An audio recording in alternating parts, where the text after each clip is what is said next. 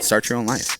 You don't have to live the life that someone else has given you. Just trying to do that ripple effect, right? How much impact do I have on someone else, and how much can I influence that? How much can I stop that?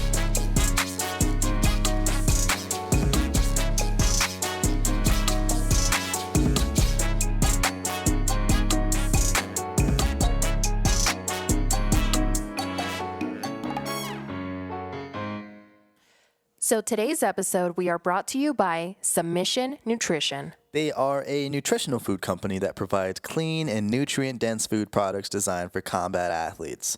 Their overnight oatmeal helps athletes stay on course with a healthy eating regimen. Wait, so is this all organic? Exactly, 100% organic with hemp seed, flaxseed, and chia seeds, with superfoods in all of the flavors. So it's not just oats? Nope, they use goji, pineapple, cacao nibs, and it's an amazing source of protein, fiber, vitamins, minerals, antioxidants, and complex carbohydrates. Is it like other oatmeals with a lot of sugar? Nope, they use no added sugar. I personally love overnight oatmeals because it's an easy way to have a healthy breakfast, especially when you're on the go. Yeah, super convenient. And since it's oatmeal, it's really filling, and it's easy on the stomach so that you don't have to worry about an upset stomach during training. Do they have different flavors? They do. They got regular base oats, they got mountain muesli, mulberry goji walnut, pineapple coconut, and my personal favorite, chocolate almond and nibs. And I'm actually wearing a Submission Nutrition t-shirt right now as we record this advertisement. Hold up. Not only do they sell overnight oatmeal, but they also sell some merch? Yeah, yep. So head on down to submissionnutrition.com or find them on Instagram and go pick up a couple bags of overnight oats, get a hat, maybe a couple t-shirts. But before you check out, make sure you enter in promo code SANCHA, that's SANCHA, before checkout to get an additional 20% off of your order. We are also brought to you by No Flash Ink. They are a tattoo parlor here in northern Colorado where they do 100% custom, all original tattoos. They've tattooed me. They've tattooed my entire family. I know you guys are going to love their work because I love their work. If you're familiar with the Greeley area, they are right off of 29th Street, but you can find their address on nfitattoo.com. Or you could also find them on Instagram or on Facebook by typing in No Flash Ink. Or shoot them an email to book your appointment right now at noflashinc@yahoo.com or just call them at 970-313-8064. Just don't forget to mention the Sancha and Sancho podcast for your discount. So today's guest is something special, not only because he is our first episode, but also because of the adversity that he explains, especially going through some of it at such a young age. So for us personally, his story is really powerful, and I just hope that some of you out there can relate to his story and understand that you are not alone. It seems like perspective is key, and just knowing that you can always overcome some of the hurdles that life can put in front of you. His name is Jessie Beckwith. He is one of our good friends and a big inspiration. Here it is. Thank you, Jessie, for coming on. Honestly, I feel like it was kind of random, kind of hitting you up for this, but like I said before, I feel like over the years I've kind of caught little bits of your story. Yeah. And it's pretty crazy, man. Like a lot of the things that you say are pretty mind-blowing to me. It's some of the things are kind of like I can't even fathom myself. A lot of people don't believe me. Trying to go through some of this stuff. So kind of when we started putting this together and started kind of having the idea of trying to start a podcast, I mean, you were somebody that was kind of always in the back of my mind where I kind of thought like he definitely, we need to try to get him on because I swear, like it really does sound pretty crazy. So Yeah. But it's inspiring, man. Like seriously. So Like, I'm pretty excited to have you come on too, because I mean, I don't know much about you, but I mean, he's mentioned a couple of things, and I'm like, dang, okay. Like, I'm excited to, hear what you got to say. And Before I left the house, I told my wife, a lot of people have told me my life's crazy, and to me, it's just my life. Like, yeah, it's just what's happened, you know what I mean? And then I tell people stuff, and they're like, da-da. Yeah. And I don't mean it to be like insulting or anything. It kind of like, yeah, no, it's not bad. It's like, it is inspiring, man. Like honestly, like seeing you where you are now, like and hearing some of the things that you're doing now to wake up in the morning and not be dead is a great feeling to not still be a drug addict, to have a son that I still get to see, to be with my wife, to be a functioning member of society. That's nice. Yeah. To look at other friends that have fallen off and know where I could be. Yeah, it's nice, but I look at people like you as inspiring, right? Because I see a different type of struggle, right? Like, Yeah. it's just life to me. Okay. That's honest. That's a good way to put it. That's a crazy perspective too to Yeah. have. I can't even really. Yeah. So I mean, let's start at the top, man. Like tell me about your childhood. I mean, I guess I'll start off like I used to tell my team when I was younger. I like to just hit it hard. When I was 8, I was raped for 2 years, and that kind of set the tone. So my mom and dad got divorced and stuff, and my father moved to Fort Collins, and I got a brand new family. You know what I mean? I got a new stepbrother, 2 stepbrothers, and a stepsister, and I thought I was doing good because I was no longer the big brother in the life, and I had two kids that I could look up to help me guide my family. And one day I was getting ready to go to the bus stop, and my older brother called me inside, and my life changed that day. I went downstairs, and my innocence got taken from me that day. And from that day moving forward, it always felt like I wasn't a kid anymore, right? Like didn't have the option to go back. So I didn't feel like I tried to drop hints, telling my dad and stuff. And my dad told me at a young age that he was on his pursuit of happiness, which I found out the older I got was just drugs, women, and lies, you know what I mean? But when I was younger, I was so enamored by my dad. Your parents are your superheroes and stuff. So watching my dad be with women and be happy, I was cool living in the background. But got raped for 2.5 years, and finally my mom came back into my life and took me to North Carolina for like 3 months. And when we came back, my dad and his girlfriend were kind of breaking up. So I didn't get to see that individual no longer in my life when we finally moved back to Greeley. So we lived in Fort Collins for like about 3 years. And when we came back to Greeley, my mom kept my younger brother, Dakota. I moved back with my dad.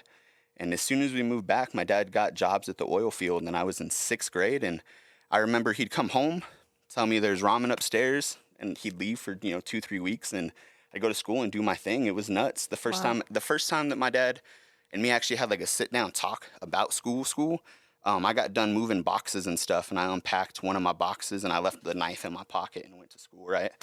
And Greeley's notorious for wannabe Southsiders and wannabe Northsiders, and of course at John Evans, that's what I got confronted with, being the new kid. And I pulled out the knife acting like I was hard and stuff, and tossed the knife under the bus when I thought I was going to get in trouble, and knife popped a bus tire, so I got suspended. So my dad came home that day, and I remember sitting there doing homework at the table thinking like, oh, he's going to come home and he's going to get me, he's going to beat my ass. And he just came home and looked at me and sat down and was like, so you didn't stab anybody? I was like, well no, I just I got scared and I threw the knife under the bus. And he's like, oh, you should have stabbed somebody. And I was like, what do you mean? Like it was a completely different tone as to what I was expecting, like the type of dad that I was going to get. That's when I started realizing my dad wasn't quite like a dad, you know what I mean? Like the first group of friends I ever brought over, you bring your friends over, you expect your parents to meet your friends and be like, hey, how you doing, Nice to meet my son's friends. I'd bring over a girl, and the first words on my dad's mouth would be, you fucking my son? Like, no, we're here to do science homework, you know what I mean? Like, it was very awkward growing up as a kid. There was never I never really felt like a kid, right? I always felt like I had to be a teenager, had to take care of myself. And then I moved in with my grandparents when I was like 13 because, dad's always on the road and it's not good. So I finally moved in with my grandparents. But even at that point, they're 50s, they're old, so they didn't really watch out for me. And that's I jump around a lot because my life's crazy and it's hard to. There's so much that happens, Yeah, I don't mean to back. Did you say it was your brother? My older stepbrother, yeah. Your older stepbrother was... Yeah, he was 17 at the time. And I found out after the fact that he was being raped too, so it was more of a circle effect of things. But holy cow. Yeah, it put me through counseling. So I did two years of counseling-ish for it, but it was more like it taught me about him too, so it was intense. And so, like, did you guys, like, talk to each other about that? I never had a chance to actually talk to him. No, I feel like maybe a year ago, I've moved past it within this last year, but I still am to a point where if I see him, I feel like it wouldn't be a pleasant conversation. I've never really got to get that closure. I feel like as a man, you know what I mean? Like, I feel like you got to talk to me as a kid and you got to see me as a boy, but we've never got to sit down now when I feel like I have the physical power to assert myself if need be. So Yeah. personally, now that my wife has helped me and I do a lot more meditation, I hope he's in a good place, and I don't want to have that bad confrontation with him, but you know, it's hard to get past that sometimes. You know what I mean? Yeah. It is. But in the same, I like to be open about it because I feel like a lot of men, there's more abuse in the community, or just as a male in general, and guys don't talk about it a lot, or it gets passed off as like, well, because you're a man, right? Yeah, Like, exactly. what do you mean? Like, yeah, like, what do you mean you have feelings, kind of Exactly, thing? yeah. And that's like, so get true. over it, yeah. Yeah, that's so true, because I feel like women take advantage. It's like, oh, I got raped, or, and they always take the girl's Yeah. like advice or the girl's like perspective, but never really take a step back and look, hey, maybe like Yeah. It's something like literally that. the other side of the spectrum Yeah. when it comes to like sexism and stuff like that. So it is kind of Exactly. weird. I can't. And it was sitting in the group, you learn that, like, guys, it happens in the high school locker room. It happens in the middle school locker room. Like, it's not just at home, and it happens in ways that you don't think about. Oh, you get in a towel fight with your friend, but that one friend's doing it for different intentions. So there's Right. a lot of things, it brings it into a different light. So Yeah. I don't quite blame him as much. When I was younger, I blamed him a lot because I didn't understand. But I feel like the older that I've gotten and the more perspective that I've seen, I don't feel like he was necessarily a pedophile. I just felt like he didn't want to be alone, if that made sense. You know what I Okay. mean? I felt like his brother, he couldn't quite do that too. I was young enough and he didn't want to be alone. And I know that's a weird way to think about it, but it helps me with a little bit of closure because, yeah, I don't, 8 years old? yeah. Holy cow, man. Yeah, 8 to 10. That must Yeah. be like, 8 to I can't even imagine. And then we got back into Greeley, and that's when I started my drug habit. I've been smoking weed since then and on. So, yeah. I don't ever really feel like I had a childhood. So that question of your childhood, it's weird. Like, my mom lives with me now, and she asked me, what's the first memory I remember? And I was like, dang, I don't really know, Mom.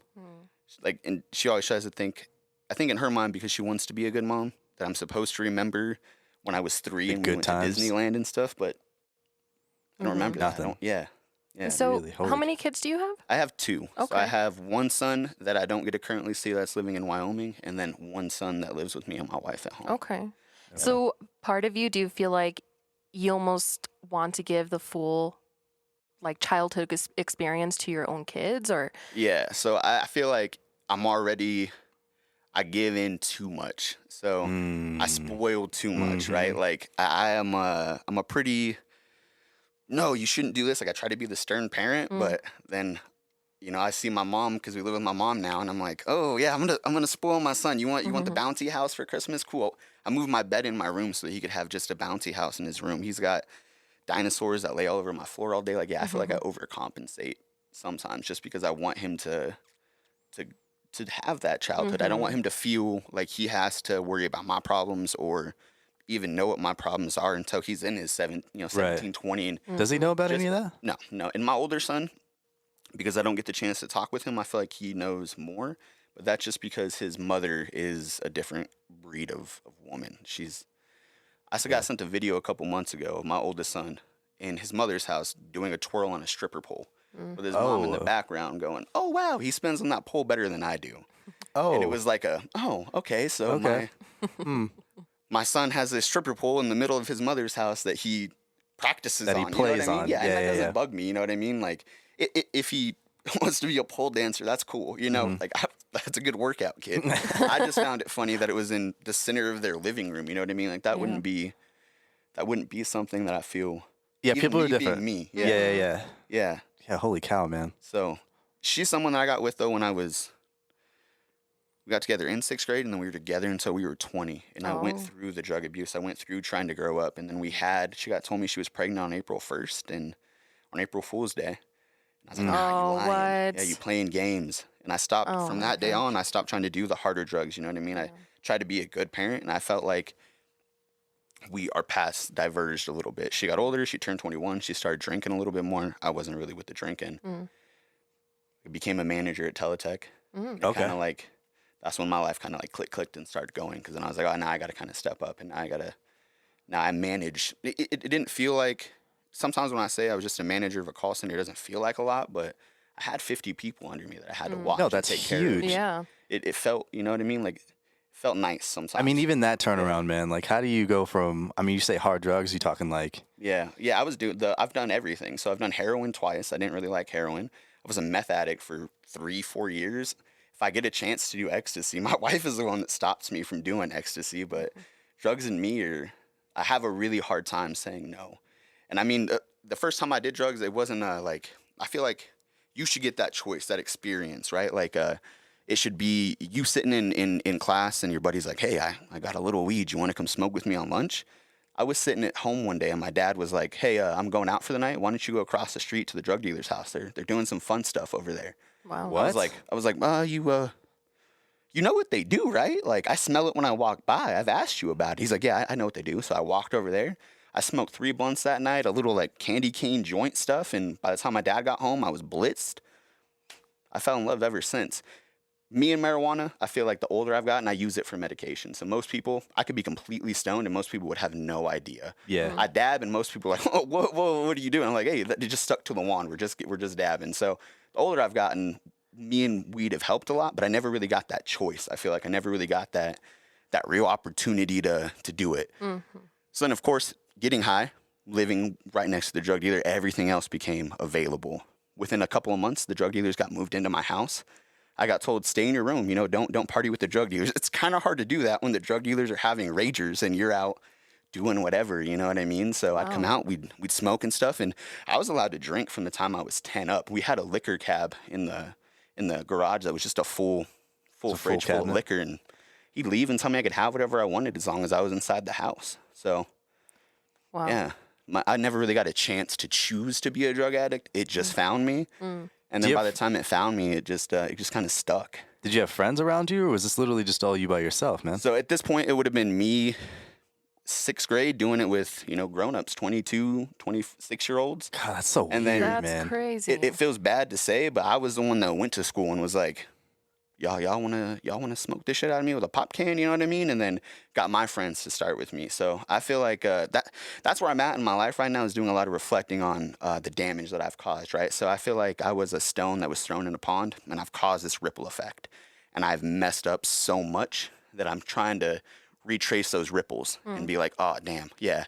If I wouldn't have intervened in this person's life, or if I wouldn't have done what I did out of pure personal gain or pure personal manipulation, they may be in a different spot. So that's where I'm at right now. It's more trying to be in that personal reflection stage instead of... But you don't blame yourself for that, do you? I don't necessarily blame myself, but I feel like I can make a better stance as a man in the morning to do a better job. So I feel like throughout the day, I choose to be an asshole. I choose not to be better. I choose not to go home and to meditate. I choose not to do what I need to do.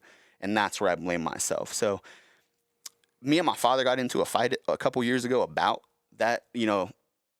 I didn't have a choice about this life, but now I have a choice. Now I have a choice do I want to continue to do what I'm doing, or do I want to change it for my sons? You know what I mean?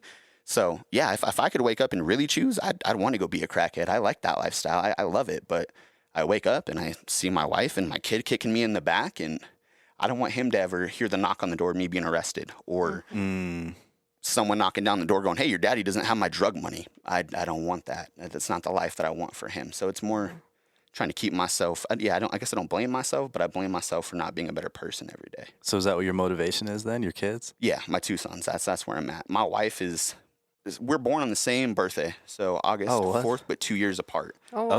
Okay. Yeah. What? Yes, it's 2 years apart. We have the same snaggle tooth. So when, God says he took a rib and created your other half, I tell her that all the time. I'm like, he made you for me. She doesn't smoke. She doesn't drink. She's never done drugs. She is my complete bipolar opposite. So if you were to meet her, you'd be like, what is this? Yeah. But she calms me down and makes me refocus and retool and think about everything. I was a very big cheater. I'm not going to lie. There's never been a relationship that I've ever been in where I've looked at my partner and been like, oh yeah, I like you. You know what I mean? I was with someone for 8 years and cheated countless times. My wife's the first woman in my life that I've been with where I don't see another woman and see that, right? Where now I see you as a person. Now Well, I'm she's excited filling to that go void, home. right? I mean, basically that's what it is, right? Yeah. Holy cow, man. Yeah, that's pretty insane. Yeah, there's a lot. Well, even thinking about that now, like I've heard you talk about it in the past where you said that you were homeless for a little bit, and it's like thinking about it now, like just from my perspective, it's like holy cow, dude, how the tables have turned. Like now you're providing a home for your mom. Yeah. Right? Like that's your place. Like that's your apartment, and your mom is there with you, like, and you're providing that from you. And you were telling me that you're sleeping on a blow up mattress just so that your mom can sleep in the bedroom. Yeah, today we finally, so 3 months, I don't know how long she's been there, almost 3 months now. Today we finally got our bed in the room, but we've been sleeping on the air mattress and then converted to just a mattress that was on the floor. But we sleep on a queen size. We converted to like a twin size on the floor with the child, my wife and me. It doesn't quite work. So yeah, today we finally got the bed back. So tonight's going to be a great night of sleep. Tonight will be good. Holy cow, man. Even just that little bit alone is like, that shows your character enough to where, like, even through all the things that you've gone through in the past, like look at the person that you are, man. Like that's mind blowing. Just enough that you can still make these decisions to try to put somebody else in front of you, and like you're still doing these other things for other people that have kind of, I'm not really trying to point the finger, but have put you in a place where you've kind of gone through some crazy stuff. Like, me and my mom have had that talk. So 2.5 years ago, I'm very big into psychedelics and psychedelic therapy in general.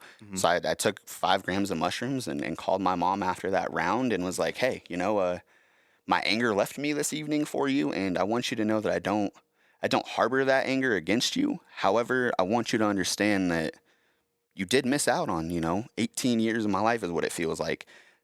That's how it feels, because she left when I was so young. She left when I was 8, came back for a couple of months, took my brother, and then showed up when I had my first son. And she's been a very good grandmother, and I feel like that's why I give her that pass. You know what I mean? Because she tries hard for my kids.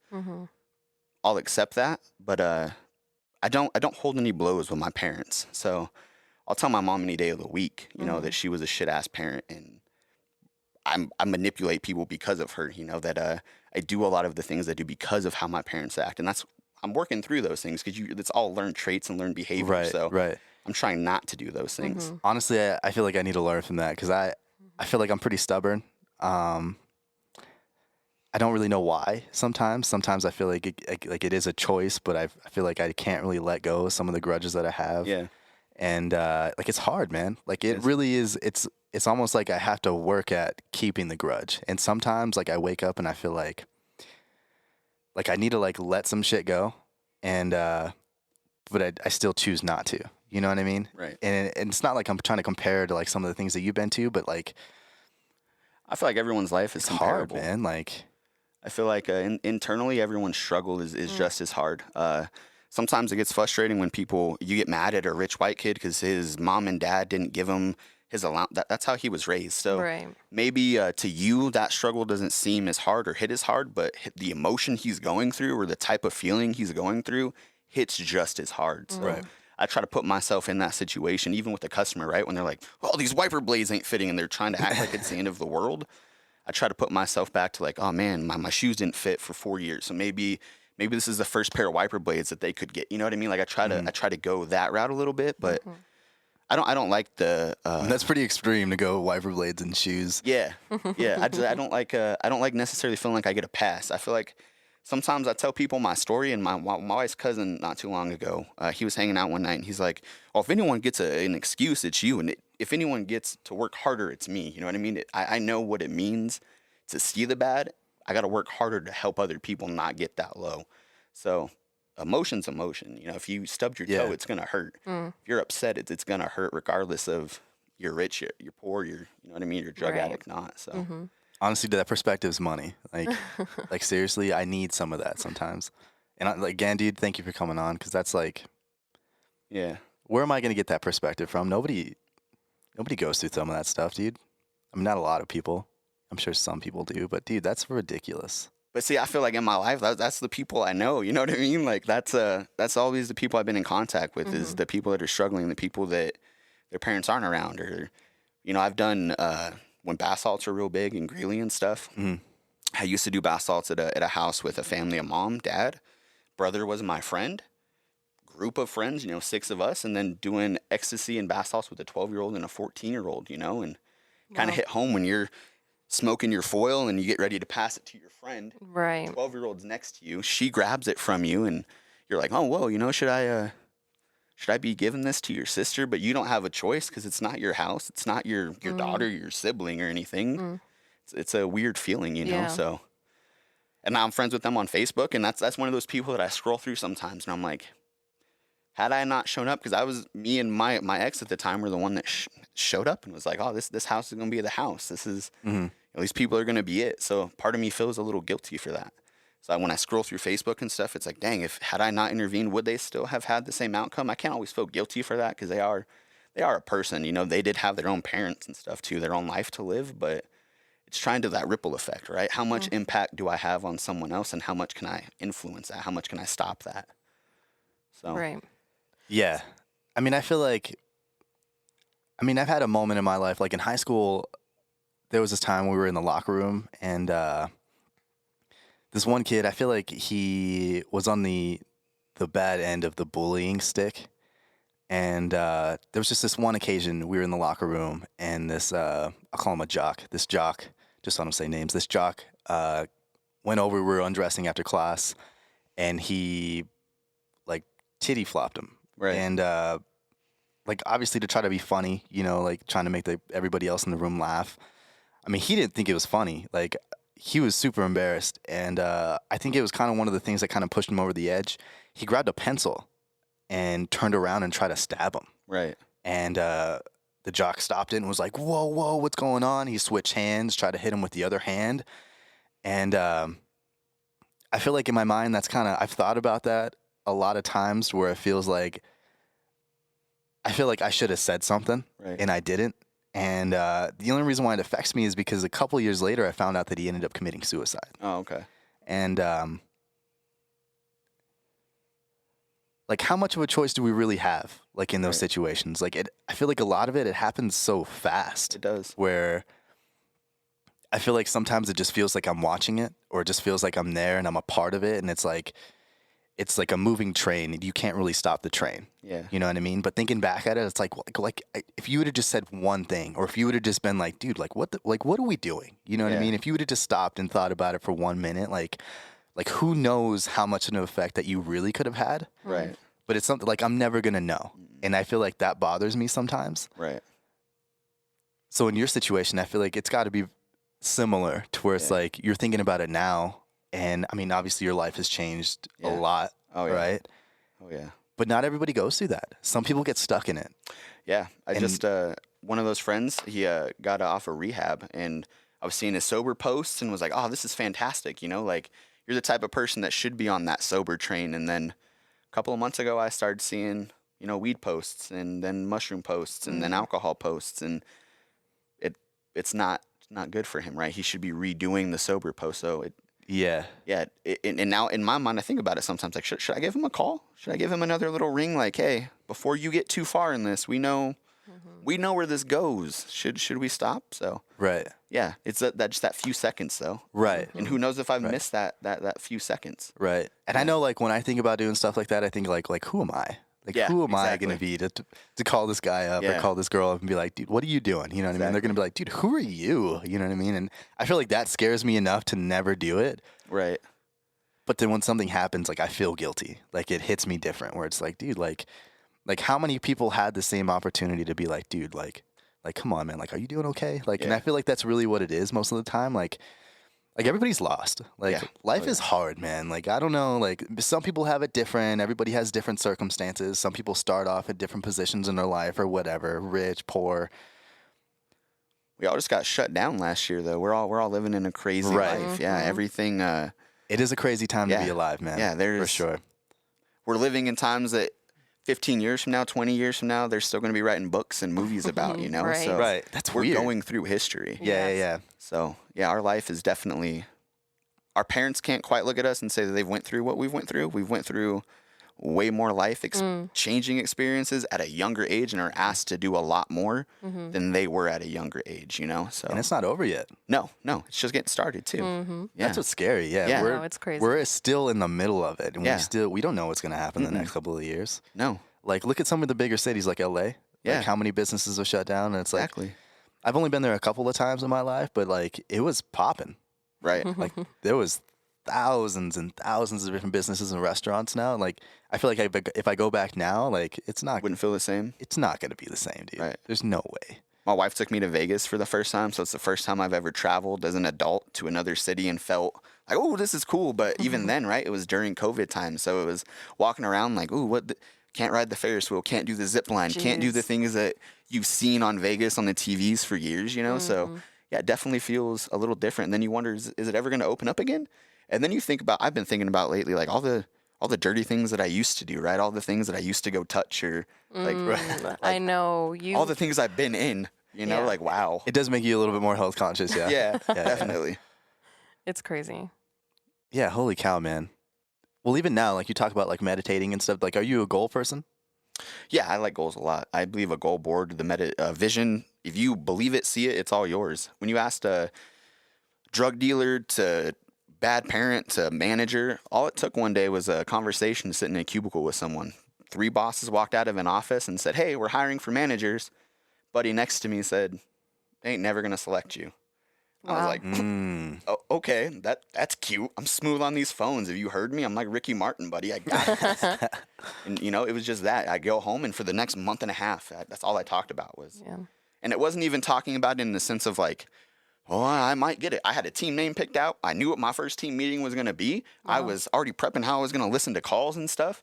When you got a floor walk at the call center and stuff, so I'd walk around and try to engage with them like they were my team. So I felt like I already had it in the bag. So I really believe vision is everything. You grab a dry erase marker, you put it on your mirror in the morning, you read that every day, you put it there. And I don't feel like, I feel like at this point, if you ain't on that path, it's a little crazy. You listen to plenty of successful people and they tell you, I believe, you know, I have my vision board. I pray, I meditate. And isn't it weird that everybody says the same thing? I know. Yeah, it happens.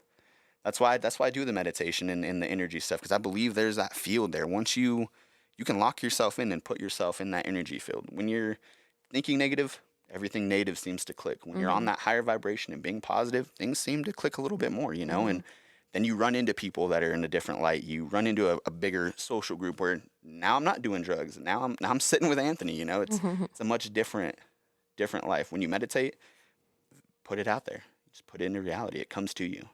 Now, when you say you meditate, can you break it down, like what you're doing? Like, are you sitting in like a room by yourself with like some, like some incense it really and like is. some crystals or something? It really like, what is. are you doing? I love crystals, and I have a Reiki master who's getting me more in tune with the type of crystals and stuff that need to be there. But my faith in religion, so I'm a Christian. I believe in God, right? But I also believe that God put magic in this world and left things here for us to find that are a little magical, you know, and if I can pick up a diamond and put it on my wife's hand for $30,000, and that shows that I love her for the rest of my life, why can't I put an amethyst around me and be like, this rock's calming because it's purple and it's nice, you know? So I don't always quite believe in the power that it has, but I like that. It's nice to look at, right? And to put it, I feel like it puts me in that realm, right? That state. So I light the candle, I grab the singing bowl, I grab the crystals, and now I know where I'm going. Now I know that it's time for this. It's not time to act like I'm going to lay in my bed and breathe for 15 minutes. I need to get up. I need to sit down. I need to breathe.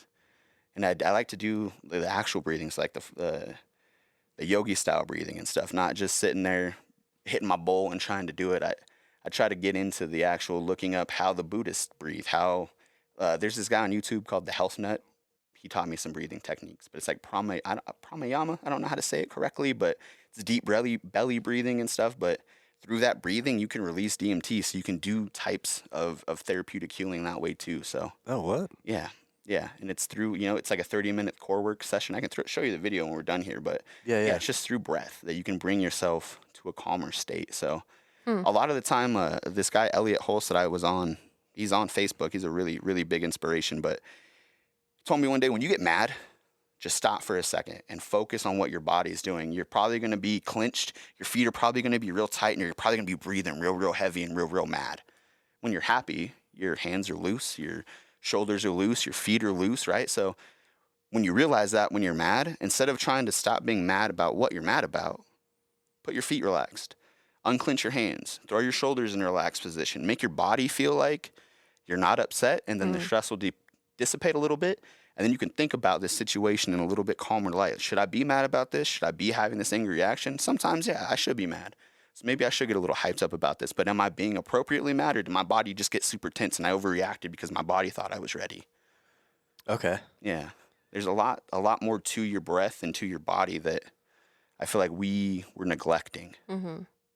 That's why I take the mushrooms and stuff too, because I feel like sometimes That's what I I was can't about always. to say. Yeah, sometimes I can't do it. Yeah. Well, I was going to mention that because, like, I feel like a lot of people, you know, sometimes I talk about this to random people, you know, and they're like, oh, no, you know, I don't even believe in God, or I don't believe in this, or, Right. you know, but it's like, do you think, like, maybe the influence of drugs might help you kind of think to that extent? I do. So I feel like the reason people don't like God, or the reason people are so put off, is because they don't like the idea of what man has created around God.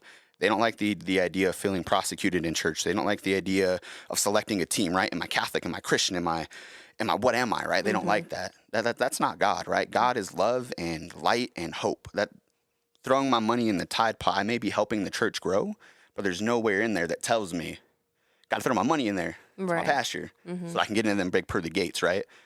When I take those mushrooms and I'm 7 grams, 8 grams in, and I'm like, oh, whoa, are you up there, big man, you know? Then I see the light. Then I see the love. Then I realize that if I can get us all to be connected, and if we're all with him, you know, it's out there. That's why I feel like those stories that you hear of, like ancient aliens, you hear this religion, and they all have the same different stories, just different names. Right. That's God just sending his love around in different ways. But when we see someone, we connect with someone that we see and recognize, right? So God had to send someone to Jerusalem that looked like Jerusalem. God had to send someone to North America that looked like them to try to relate a little bit more, right? That didn't work. So then he sent, I'm jumping around. So he sends his love like that, right? So through drugs, I feel like I'm able, not necessarily drugs isn't the key, but the mushrooms help me dissipate the veil of what I needed to do in church. Help me dissipate the veil of, I had to go to church today to make sure I didn't read my Bible verses. It helps me more focus on what was his message? What was there love behind it? Am I doing the things that are heavenly, so to speak? You know, am I trying to be a good heavenly son to him? I feel like he put Jesus here in the flesh to try to teach us that if Jesus never was a flesh, right? If we were never a flesh, we wouldn't understand those sins. We wouldn't understand what it felt like to be nailed to a board. If you were of spirit, it'd be irrelevant to you, right? That pain would never cross your mind. Him to be drugged through the city and his peers to be prosecuting him, you wouldn't know what it felt like unless you're walking through high school and you're like, oh, dang, are they judging my outfit today? You know, my shoes ain't looking good today. You know, like him putting his son here helps us learn that through a flesh, right? So I don't think we truly understood that. I feel like we put Jesus he should be on a pedestal, but we're not learning the lesson of, you know, like we can't always be perfect. It's going to hurt sometimes. It's going to be bloody. We're going to get prosecuted. You're going to make the wrong mistakes. You're going to choose the wrong friends that are going to stab you in the back, right?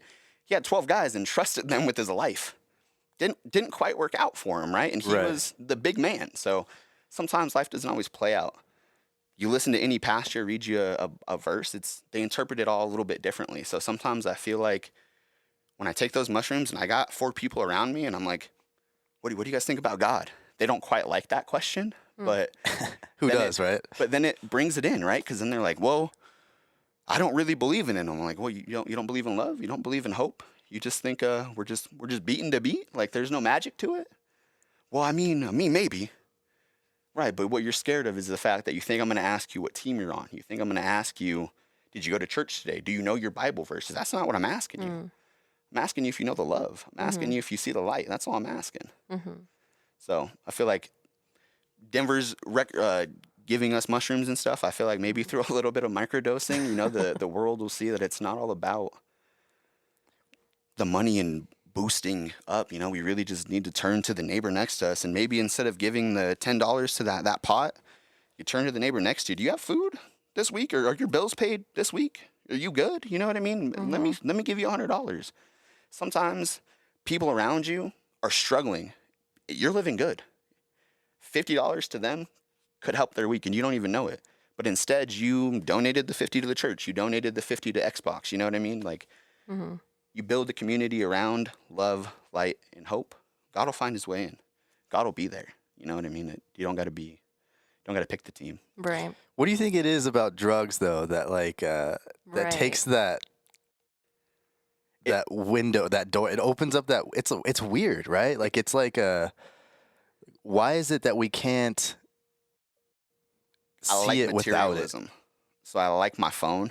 I like the power that the real world gives me, right? But when I take the drug, my phone, it's not cool there anymore. Yeah, my Jordans that I couldn't wait to get off the shelf, they're irrelevant. Don't now. really care. Yeah, That's weird. Like I don't know what it is. Like, but there's something about that. I feel more connected to people. I feel more connected to you sitting across to me than, oh, what do you have on right now, than I do anything. Mm-hmm. I feel like the drugs just get rid of that material possession, the need to judge each other. At that point, we're just being each other. We're just there. Like in each other's presence. Yeah, we're just in each other's presence. And that's why I said, like, I've had people over, Blakey, and we've been bringing aliens down, and that was a great experience. Me and Blake had a fantastic night that night, and it's something that Blake talks about, that I talk about, that I'll think about for the rest of my life. And, not saying that we couldn't have had that same experience without the mushrooms or anything, but you throw those in and, we're just vibing on the deck, listening to music, and like, does that start an alien? I don't know, but it brightens your perspective a little bit, Mm-hmm.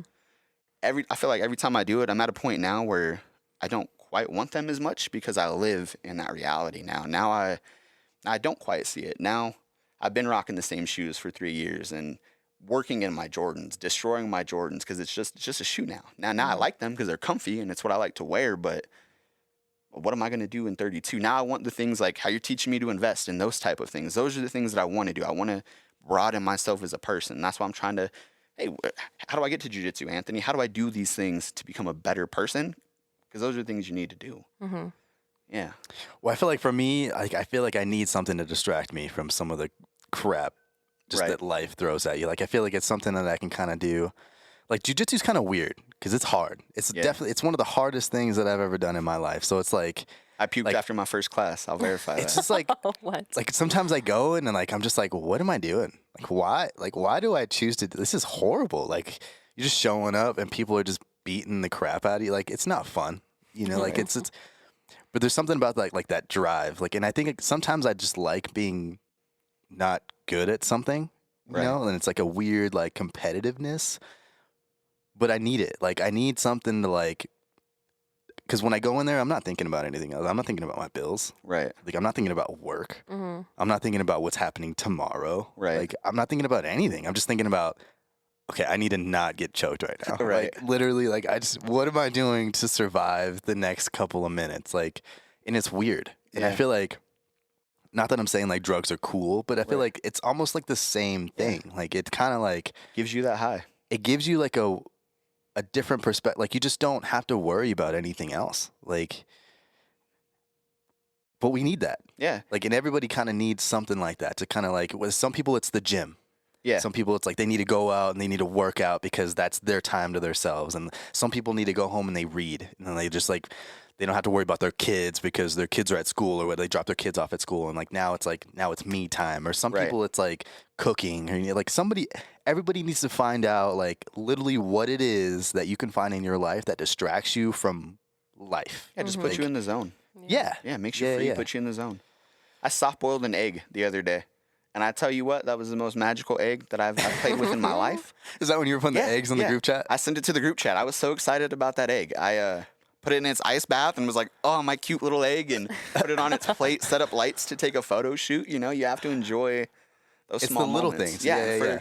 Those that 2 hours that I'm trying to photo shoot my egg, the bills were irrelevant. Everything else was irrelevant. And I feel like you got to hype yourself up with little things like that sometimes. We get to, you wake up in the morning, you throw on your shoes, you go out the door, and you don't enjoy the life that you're getting ready to live. Yeah. Weeks and months will go by where you're just on that autopilot routine of, I got to get this done, I got to get this done, I got to get this done. What kills, dude. I feel like that's what makes people hate their job. Yeah. Right. Because they don't have something else. Exactly. That's what makes people hate their life because they're just confused, like it's okay to be confused. Everybody's confused. Exactly. Like, I don't know what's going on, dude. Like I'm still trying to figure things out. Like who isn't?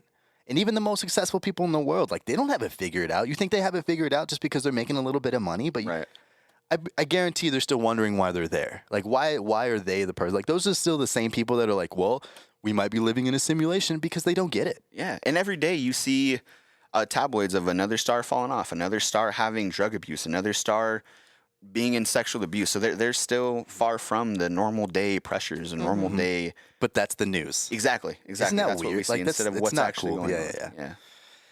Nobody likes to see anybody succeed, man. No.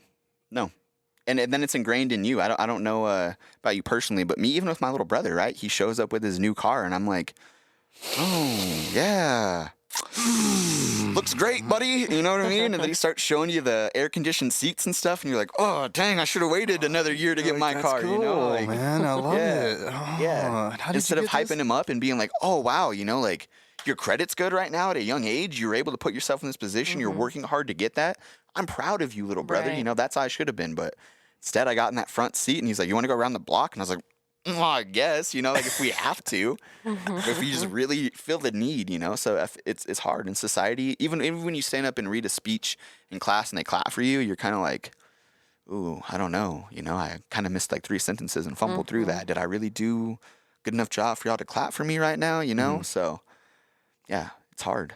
It is hard. Yeah, and it's hard to even accept success for yourself sometimes, right? Like, yeah. Austin will randomly be like, hey, you're doing a little bit better job than you were doing, a year ago. And I'm like, you sure? You sure about that, boss? I don't know. I don't quite feel that way, you know? Or my wife randomly will come up and hug me and be like, you're a good person. And that's hard sometimes to be like, not really, babe. Like, I don't feel that way. So that's why I'm trying to bring that positivity, the meditation, the love, the lighting, because that's the habit that I've learned my whole life. The culture that I've been ingrained in is to beat myself up or to go back to that at some point, to not give myself the pat on the back, right? If I make that more custom, right, I should be able to accept that and pass that on. That's huge. Yeah. Honestly. And I just want you to know, dude, like, you inspire me. Well, it goes the other way around. I tell my wife all the time, like, I just want to be like Anthony. I don't know what deal he signed, right? I don't know how he found that contract to get as fast at work as he did, but I told you about that, right? Yeah. he signed that deal, man. I don't know. Touches a clip, it comes off, and I'm struggling for 10 minutes with the same thing. It's crazy. But then again, I feel like it's that motivation. Yeah, Anthony, he was talking about jujitsu. You do something every day that puts you in a pressure situation to kill yourself. Then you go to work and get handed a run, and the pressure doesn't seem to affect you. I can't be mad at it. Yeah. Because I'm so tired. Yeah, it doesn't hit you the same. Yeah. Yeah. It's just what it is, man. I signed up for the job. Yeah. What else am I going to do today? What am I going to go home?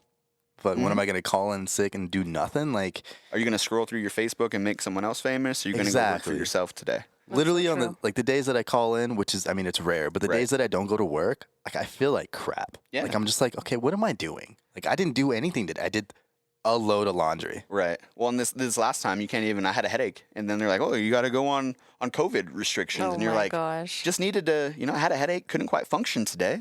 First time I've ever had a migraine like that in my life. And then you're like, oh, you got to take 2 weeks off. Yeah, exactly. So then now you're at the house just like, oh, well, what do we do? Like you say you put in the load of laundry, you're playing with your thumbs, you don't feel productive. Yeah. But then at the end of the day, right, I don't feel productive because I'm not going to work for somebody else. I'm not going to work for whatever restaurant I want to work for because I'm not doing those things when I could have been at the house. For instance, I started making candles, right? Just because I wanted to give myself. You were saying that the other day. Yeah, just because I feel like if I start doing something little, it's going to give myself the motivation. Did I do the candle today? Did I make the little package? Did I work on presentation? Did I take the pictures? Because I love photography, right? So that's more what I'm excited about is to do that stuff. But if I'm able to do that with a little candle, it'll help me with other things to build those habits, right? In other phases of my life. How'd you get into that? It was fun. It was good. How'd you get into candles? I just scrolling through Facebook and seeing what people like, right? Those little Scentsy things. I noticed that Austin has them in the office. Those little candle melt wax things. Yeah, and that's how you brought it up that way. You were like, is it cool if I bring this in? Like, I just want to smell it. Yeah, I just want to see if it works. I just want to make sure it works. I feel like people in your local community will hype you up pretty big, and if you can make a Facebook post, you got a decent camera, right? Make a cute little background, and if I can get a Dollar Tree bag that's pink. I have flamingo shapes right now, right? So a couple flamingos, a palm tree maybe, a little tropical scent bag, it's COVID times. You want your house to smell good. You want to make sure that you can still smell that you ain't got the Rona, right? So buy a $2 bag of candles instead of going down and supporting Yankee Candles that probably is never going to care about you. I'll sit down and give you a conversation while I give you the candle, but I feel like you got to do that with everybody, with everything that you do so that That little candle is hopefully going to lead to much bigger things, right? It's going to make me be like, oh, now I have the camera to start doing the photography that I really want to do now. And now I'm on social media more to be more active, to work for myself instead of working for someone else. Because that's really what it comes down to. That's what I was trying to get at is I had 16 hours today where I was at the house, but I didn't feel successful because I didn't make someone else money because I didn't clock in for someone else when I could have clocked in for myself today and been just as successful. You know, I'm not valuing my single time as much as I should. I'm giving it to someone else. I'm clocking in for 45 hours a week, or right now it's 30, whatever still, but still not giving myself 30 hours at home. Instead, I come home and... Honestly, that's an amazing way to put it. Then you're resting to go back for someone else instead of yourself. Because it feels good. Mm-hmm. Like, it feels different. Yeah. Like, at the end of the week, like, if I put in 30, 40 hours, like, I don't feel good. No. Like, I feel like I think about all the things that I could have been doing. Yeah, you know your check's going to come. You know, oh, I made bills this week, but... Dang. But I didn't do anything. Yeah. What did I do for me? What did, you know, like if you could walk in and do this every day and walk out, you're changing lives, you're being nice. You know what I mean? And that's the life you should live, is making money for yourself. We've learned a skill. We've learned a trade. Mm-hmm. But at the end of the day, Austin could fire me in 2.2 seconds and never care that I was there. You know what I mean? And hire someone else. And then what? Now I'm right back to where I was. And life moves on. And and making no money for myself. Now I'm back to $0 an hour at point blank. You know? I feel like that's that's like a huge way to think about like how you can easily fall into go to work, come back home, watch TV, be distracted, and then just do the exact same thing all over again. Right. And then comes down to you end up getting fired. And then you're like, well, crap, like now what, you know? I call it the rat race. Yeah. Literally everybody's looking for the cheese. Mm-hmm. But nobody remembers to look up. No. And I feel like the people that do look up and kind of just like take a minute to just stop, look around, just be like, what are we doing? Like those are the people that find a little bit more have like the happiness, I guess, if that's what you're looking for. Like, and it's a weird thing to like kind of put it like that, but it's like Theodore Roosevelt said you got to keep your eyes on the stars and your feet on the ground, right? You need to stay grounded so you're connected to the earth, but you got to keep your eyes up. You need to keep shooting forward instead of shooting straight. And what's the worst thing? You shoot for the stars, you miss. You still fall among the stars. You know what I mean? Like you still made your name up there. You still made your mark. Mm-hmm. So, well, how is it that we grow up and everybody's like, oh, you can be whatever you want to be. Like, oh, you want to be an astronaut? Like, be an astronaut. But then, like, you turn 18, you graduate high school, and they're like, oh, what do you want to be? You're like, oh, I want to be an astronaut. And they're like, that's great. Good luck. Yeah. Good luck with that. You barely get into community college. Really? Yeah. That's your plan? Yeah. And what's going to stop you is the money, right? So maybe I could go there, but you're not even going to give me the chance because I didn't have the $50,000 to throw at the scholarship to get me. And that's when everybody's like, well, so what's your plan B? Yeah. McDonald's? You know? Right. Like, it's like, yeah. And even now, like, you can't even say that now because they're making $15 an hour in some places. Yeah. It's like, holy cow, dude. Like, I can't even, I'll go flip some burgers for $15 an hour. Like, that's killer. You know, like, if that's what it means for me to go home and spend a little bit of time on myself, like, to have that extra more time on myself. Like, yeah.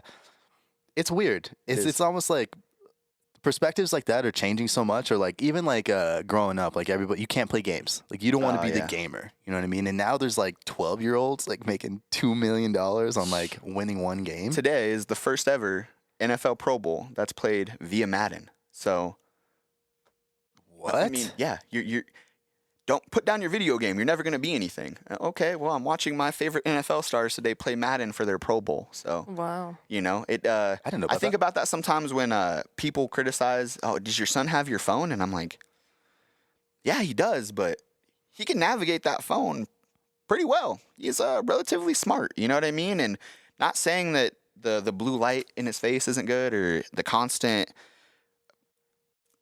light and stuff in his face isn't good, but he's listening to Russian videos. He's listening to videos in Japanese and is understanding what they're telling him. You know what I mean? Like, I can barely speak Spanish. My wife is fluent in Spanish, and I want to learn that. I'm having such a hard time catching on, and him learning 3 different languages all over YouTube.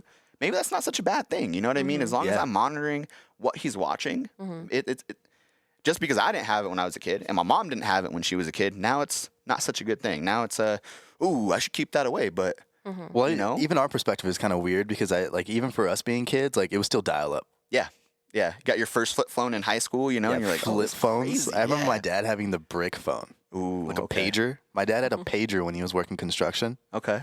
Like that's not a thing anymore. You know what I mean? But it's weird to think like we were still around enough to kind of see that, and like to see it now where our phones. That's my lifeline. Yeah. Our phones are incredible. Yeah. You can do anything on your phone. You can work off your phone. Oh, yeah. You can look up anything that's out there on the internet on your phone in a matter of seconds. I call China. Call anybody. Yeah. But I feel like sometimes that's the problem, because it's like, and people blame it on millennials or whatever they say, but it's like, because we expect everything so fast. We expect everything to be so easy, because nowadays everything is pretty easy. Right. But shouldn't we be taking advantage? I feel like we should take more advantage, and I feel like the older generation stops us in some ways, because they're like, "Oh, we shouldn't be progressing like this. We need to have those morals and those values and stuff." And that's where how are you going to know how to talk? Right. How are you going to know how to conversate with people if you're always on your phone? If you're always on Facebook, how are you going to sit down and have a conversation if we're sitting at dinner? And then turn to them and ask them, "How are you going to respond with that email that your boss just sent you? You know, like, are you going to be able to respond to that appropriately?" Oh, I don't have an email.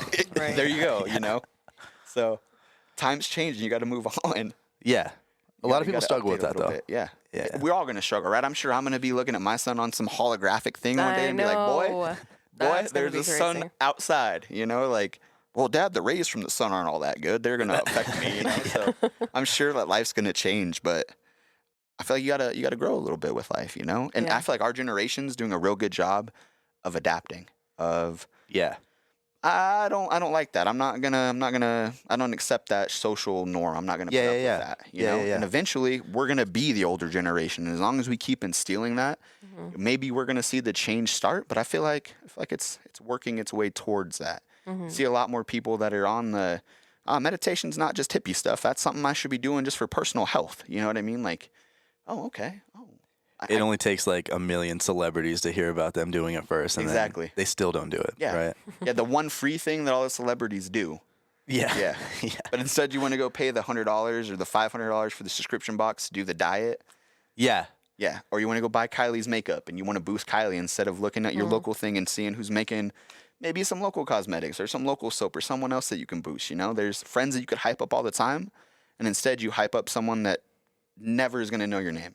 But then again, I feel like that has to do with social media, internet. And, you know, like you go onto your Instagram, first thing you see might be like Kylie Jenner stuff or, you know, whatever. So like it's easy to buy those things or easy to, you know, get into those things versus taking a step back and looking at what there is available to you locally. Right. You know, so it's kind of weird. Yeah, your social media influence is heavy. Yeah.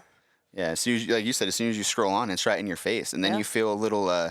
maybe if I get the local stuff, am I just as good as someone that didn't get the non-local brand? You know, so you have to that materialistic possession to it. But I feel like the more I've you just look up where is your product made from?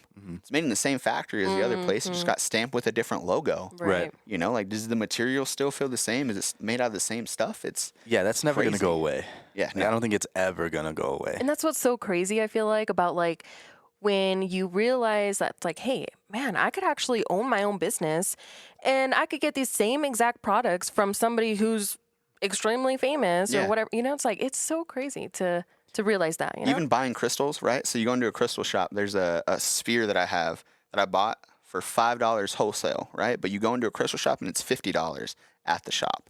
So everything gets marked up. Everything's got a little bit of a price value because someone's got to make a little bit of money off of it. If you looked a little harder, you could source it a little cheaper for yourself. Right.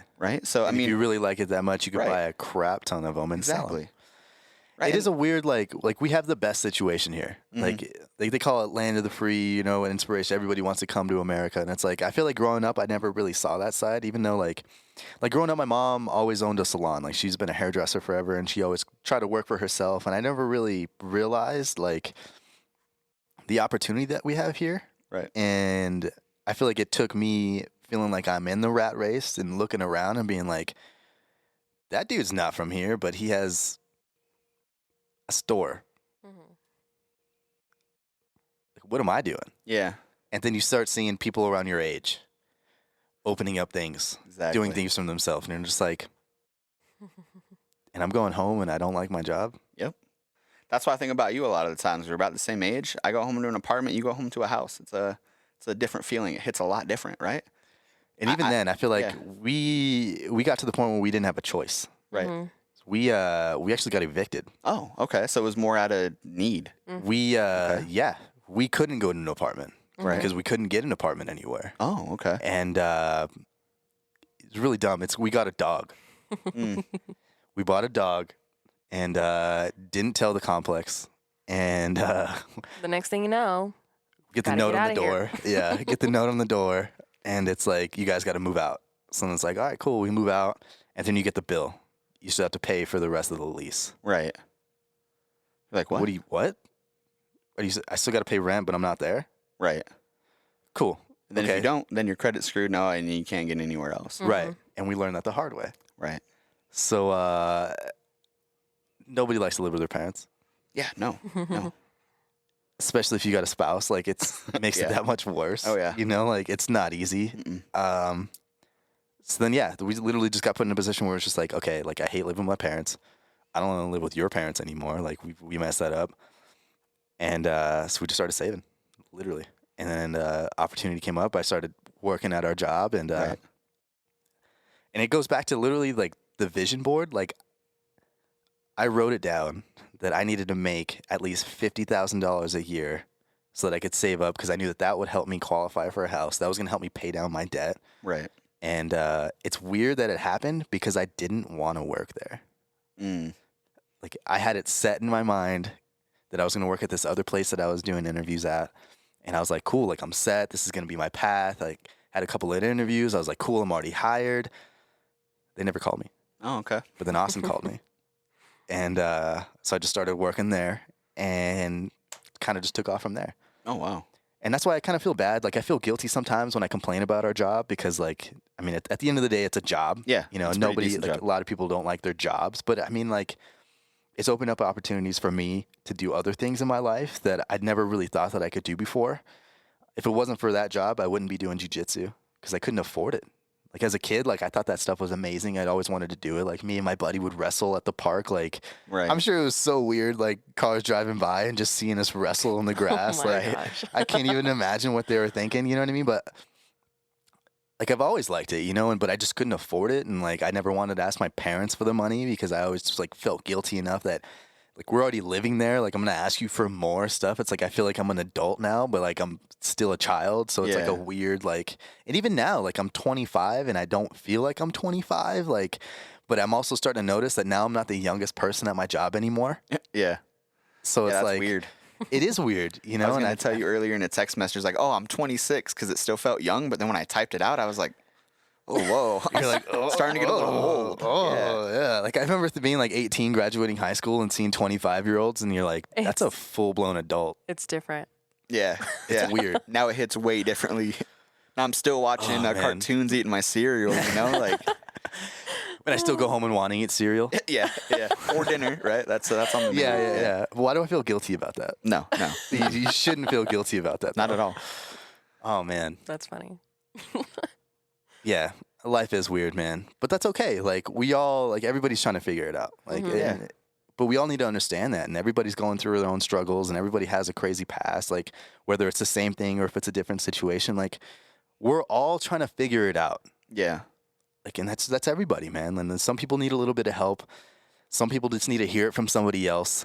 That it's not the same, or maybe their position is a little bit worse, so it makes you look back on yours, or you look at somebody else's situation that's better and you almost want to hate, but it's like you shouldn't hate, like you should be rooting for them, but we live in a society where you shouldn't, like, it teaches you to not root for them because you're looking at yourself, you know, like exactly. But then again, does that have to do with all starting from the same place? You know what I mean? Right. So it's like, I mean, obviously here it's like a small town and you see somebody thriving and you're like, yeah, what the hell? Like, what am I doing wrong? Or, you know what I mean? That's how I look at Anthony. I'm like, what class did I miss to where, you know, like I didn't get that memo, you know? But at the same point, I'm glad that I have my life experience because maybe I hit 25 and got addicted to Coke for the first time and then, damn, now I wasn't able to be a dad, you know? Like I've hit some other key notes and I'm good.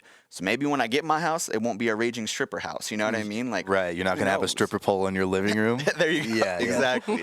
Exactly. Yeah. You live, you learn. Yeah. You live, you learn. Exactly, man. Yeah, I feel like if anything, though, it really has to do with experiences in your own life to know, like where you're going to be heading and where you're going to kind of like end up. Because I mean, if anything, you're the one that's creating your future. Oh, yeah, you're the one that gets to decide where you end up. So that's why I like when you said you're like, I wake up and I decide to be an asshole. Yeah, I do. Yeah, when you wake up, you have a decision. As soon as you take that first breath, your feet hit the ground. You decide that morning, I'm gonna do this. I'm gonna choose to be not this to go person. to hit the gym, not to go do it. I'm gonna choose to be a dick. When they ask me that question, I'm gonna choose not to do it. I chose not to get my wife's clothes ready this morning, even though I walked past them in the dryer. Chose not to start her coffee. There's things that I choose not to do every day. That at the end of the night, I'm like, oh man, what if I would have just done that? Maybe you would have changed the way that this night planned out or whatever. Exactly. Right? Exactly. I used to write my name on a dry erase board when I do my team meetings. So JJ, BJ, my initials, right? And I'd be like, every initial you have means something. You can change those, but they mean something. So my J is just believe. The next J is justice. I got to be better than I've ever been. And if I just give everything else will fall into place, right? But you write that little acronym on your mirror in the morning, and then you remember that I have my name. That's who I am. And these are the traits that I'm going to try to live behind with my name. Those things help a little bit. You make that vision come true. Then I didn't choose to be an asshole this morning. And then, I may have chose to be a dick from the 10 steps to the bathroom, but now I'm taking that chance to take a breath. You know what I mean? And a lot of the times when you get super mad, you take a breath right before you pop off and say something. I'm trying to hold on to that breath right before I say something and then just breathe from there. Because if I breathe from that breath, I'm all right. If I pop off after that, that's when I tend to say things that I don't necessarily need to say or feel, but then the childhood trauma comes out behind everything that I want to tell you instead of taking that breath and giving you the honest opinion. So, yeah. No, that's huge. Yeah. Where do you see yourself in 5 years? In a house. That's the goal right now is just to give my wife the house that she wants. So I want the nice house, and then I want my own business. So I'm hoping that's like even that's just doing the photography stuff and doing that stuff. I used to do on Instagram. I used to do cannabis photography and all that good stuff. My ex made me stop, so I let someone else influence my ideas and thoughts behind that. However, I was a manager at the time doing it on Instagram. I never posted my face. I never told someone that I knew to come follow me, and I still had 350 followers. I still got sent packages from companies trying to try their products and stuff. Oh, what? So just doing it not putting myself out there. Exactly. I got a little bit of traction. So I seen a little stand the other day at Walmart that I can plug my phone into that gives me a microphone and my light and stuff. So I'm like, oh, why don't I just go back down that route, right? I feel like you said, you get told when you're a kid you can be anything you want to be, and then you pick that one thing, right? And mine wasn't an astronaut or a police. I wanted to take pictures of the beautiful life that I seen around me. I wanted people to see life how I seen life, right? I got told I wasn't a career. No one's going to pay for pictures. No one's going to pay for that.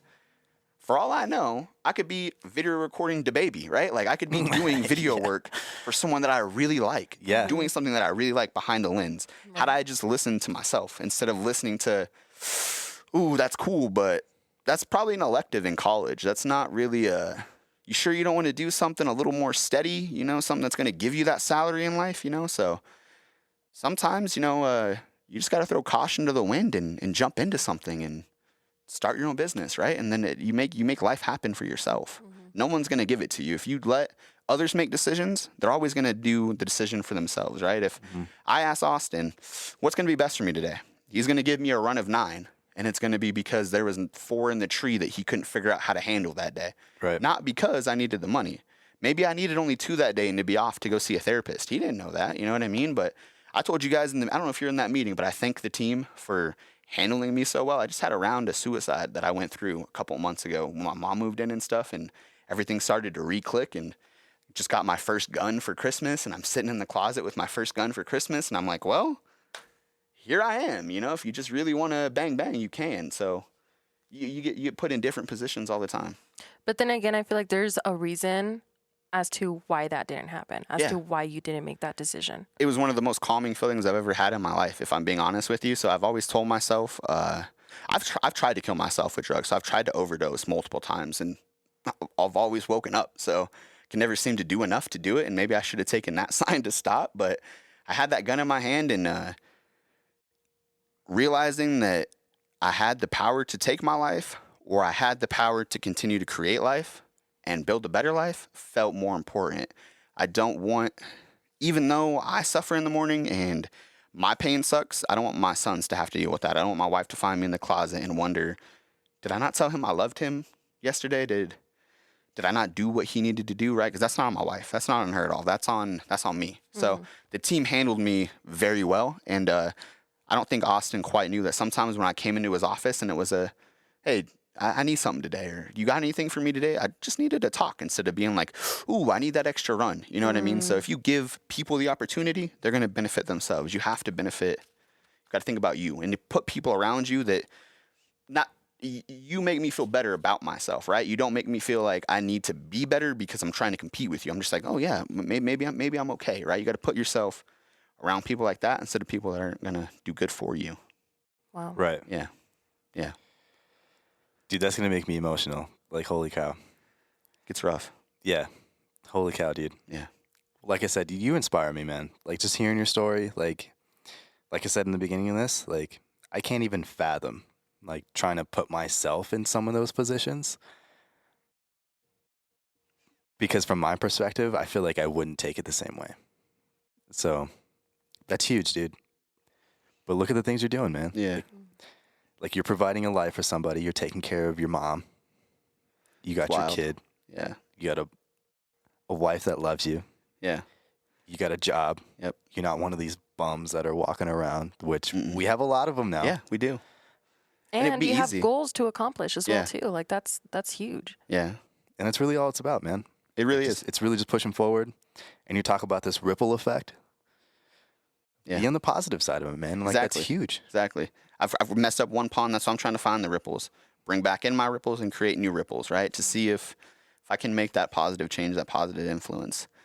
I don't ever feel like, I feel like some people tell me, oh, you're doing good. I don't ever want to hear that, right? I want to keep in my mind that I'm not doing so hot because that's what keeps me on the ball. Yeah. As soon as I get comfortable, right, then I'm like, oh, I can take today off. It's Sunday. I can relax. I feel like we get into that as a person, right? You get a relaxed day. I don't ever want to feel that. I want to feel the heat on my back. Like, shit, I need to step up my game. Want my sons to know that dad's doing good. I want my wife to know that I appreciate everything that she's doing for me. So I'm going to go work hard for her. No, that's huge. But in the same, I want to work for myself, right? So that's why you inspire me to make sure that I'm doing me, right? You show me your apps and how I can invest.